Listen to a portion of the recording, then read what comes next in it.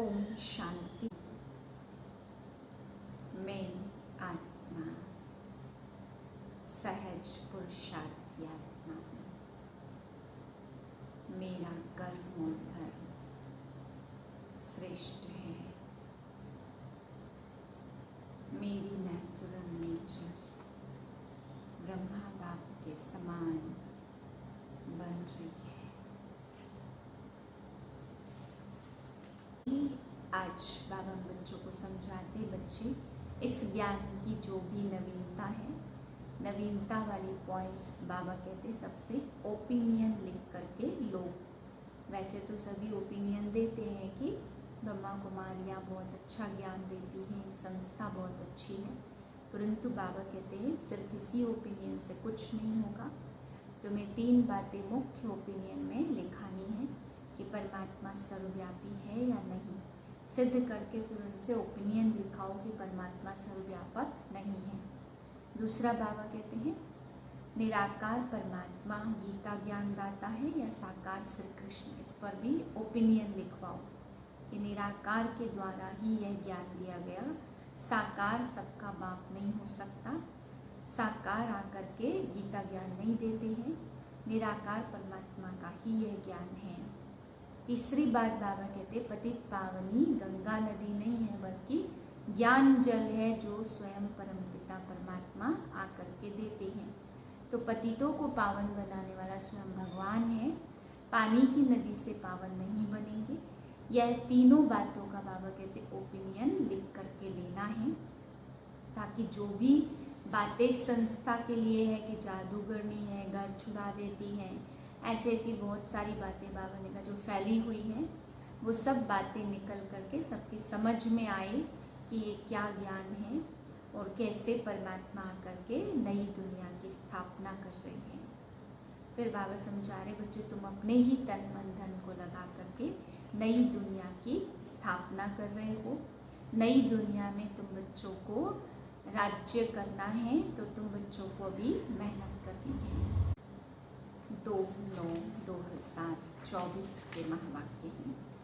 मीठे बच्चे, जैसे तुम्हें निश्चय है ईश्वर सर्वव्यापी नहीं, वह हमारा बाप है, ऐसे दूसरों को भी समझाकर निश्चय कराओ और उनसे ओपिनियन लो।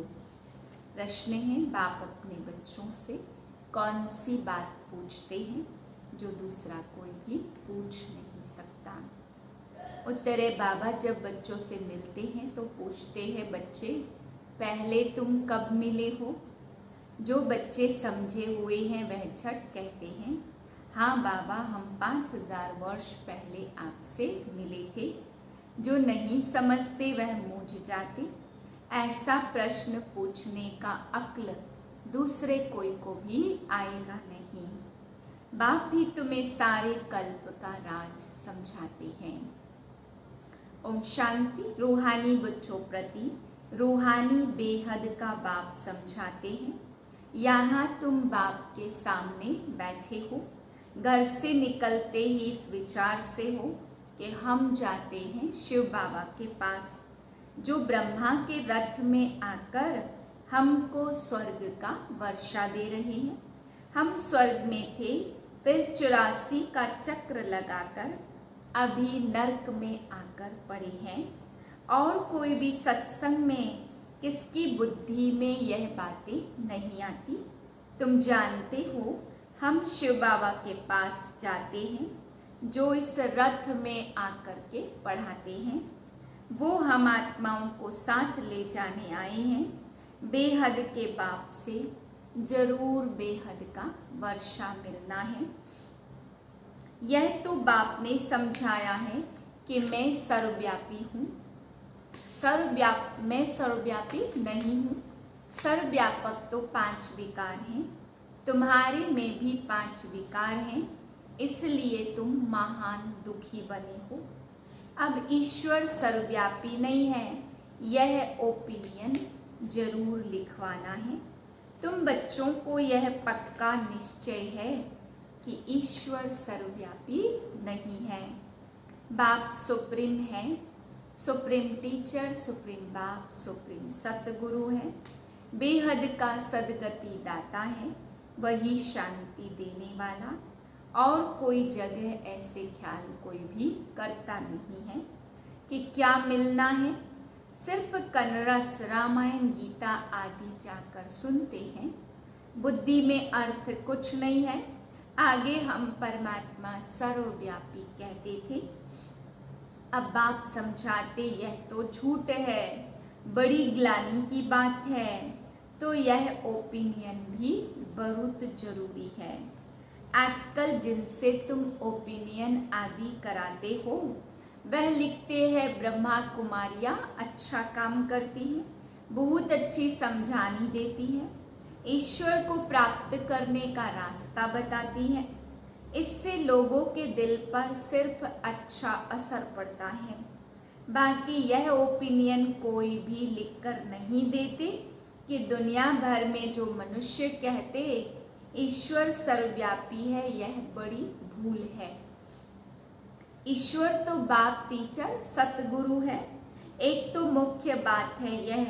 दूसरा फिर ओपिनियन चाहिए कि इस समझाने से हम समझते हैं कि गीता का भगवान श्री कृष्ण नहीं है।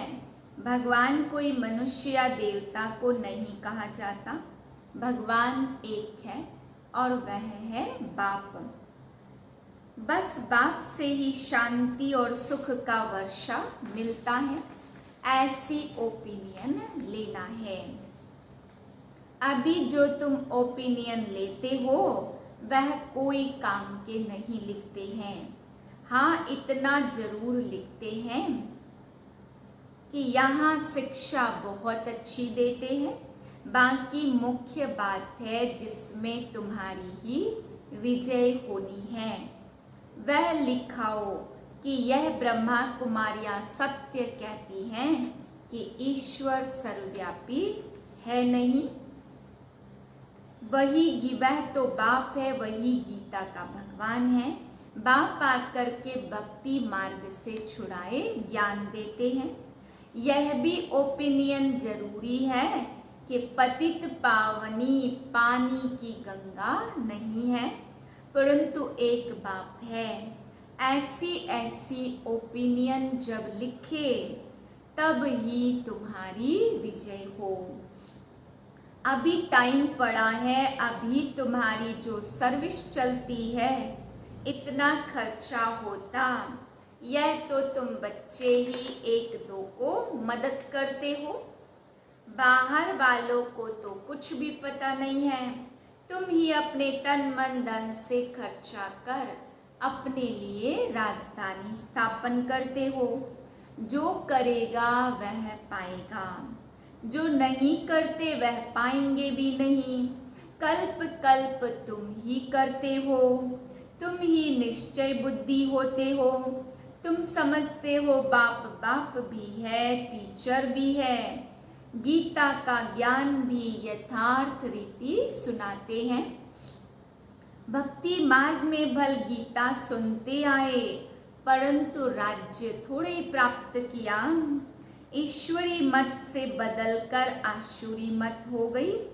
कैरेक्टर बिगड़ते पतित बन पड़े हैं। कुंभ के मेले पर कितने मनुष्य करोड़ों के अंदाज में जाते हैं। जहाँ जहाँ पानी देखते हैं वहाँ जाते हैं। समझते हैं पानी से ही पावन बन जाएंगे। अब पानी तो जहाँ तहाँ नदियों से आता रहता है, इनसे कोई पावन बन सकता है क्या? क्या पानी में स्नान करने से हम पतित से पावन देवता बन जाएंगे? अभी तुम समझते हो कोई भी पावन बन न सके। यह है भूल। तो इन 3 बातों पर ओपिनियन लेना चाहिए। अभी सिर्फ कहते संस्था बहुत अच्छी है, तो बहुतों के अंदर जो भ्रांतियां भरी हुई हैं कि ब्रह्मा कुमारियों में जादू है, भगाती है, वह ख्यालात दूर हो जाते हैं। क्योंकि आवाज तो बहुत फैला हुआ है ना, विलायत तक भी यह आवाज गया था। विलायत इसको 16,108 रानियां चाहिए, उनसे 400 मिल गई है, क्योंकि उस समय सत्संग में 400 आते थे। पिकेटिंग आदि भी बहुत हुई, बहुतों ने विरोध किया, परंतु बाप के आगे तो कोई की भी चल न सके। सब कहते थे यह जादूगर फिर कहाँ से आया, फिर वंडर देखो बाबा तो कराची में था। आप ही सारा झुंड आपस में मिलकर कराची चला आया, कोई को पता नहीं पड़ा हमारे घर से कैसे भागे। यह भी ख्याल नहीं किया इतने सब कहाँ जा कर के रहेंगे। फिर फट से बंगला ले लिया तो जादू की बात हो गई। अभी भी कहते रहते हैं यह जादूगरनी है। ब्रह्मा कुमारियों के पास जाएंगे तो फिर लौटेंगे नहीं। यह स्त्री पुरुष को भाई बहन बनाती, फिर कितने तो आते नहीं हैं। अभी तुम्हारी प्रदर्शनी आदि देखकर वह जो बातें बुद्धि में बैठी है वह दूर होती जाती है। बाकी बाबा जो ओपिनियन चाहते वह कोई भी लिखते नहीं। बाबा को वह ओपिनियन चाहिए, यह लिखे कि गीता का भगवान श्री कृष्ण नहीं है, सारी दुनिया समझती है। श्री कृष्ण भगवानोवाच, परंतु श्री कृष्ण तो पूरे 84 जन्म लेते हैं। शिव बाबा है पुनर्जन्म रहित। गीता सुनने वाले तो ढेर के ढेर हैं, तो इसमें बहुतों की ओपिनियन चाहिए। गीता का भगवान परमपिता परमात्मा शिव है, वही बाप टीचर सर्व का सदगति दाता है। शांति और सुख का वर्षा सिर्फ उनसे मिलता है। बाकी अभी तुम मेहनत करते हो, उद्घाटन कराते हो, सिर्फ मनुष्यों की भ्रांतियां दूर होती हैं। समझानी अच्छी मिलती, बाबा जैसे कहते हैं वह ओपिनियन लिखे। मुख्य ओपिनियन है यह, बाकी सिर्फ राय देते यह संस्था बहुत अच्छी है, इससे क्या होगा।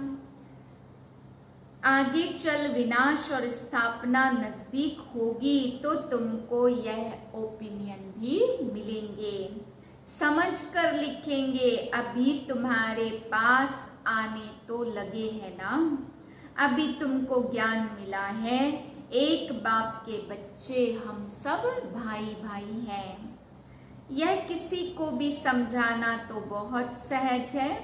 सब आत्माओं का बाप एक सुप्रीम बाबा है, उनसे जरूर सुप्रीम बेहद का पद भी मिलना चाहिए। 5000 वर्ष पहले तुमको मिला था, वह लोग कलयुग की आयु को लाखों वर्ष कह देते, 5000 वर्ष कहते हो, कितना फर्क है। बाप समझाते 5000 वर्ष पहले विश्व में शांति थी, यह राजधानी हम फिर से स्थापन कर रहे हैं। सारे विश्व में सुख शांति थी, कोई भी दुख का नाम निशान नहीं था। अभी तो अपरम अपार दुख है। हम यह सुख शांति का राज्य स्थापन कर रहे हैं अपने ही तन मन धन से। गुप्त रीति बाप भी गुप्त है, तो यह नॉलेज भी गुप्त है।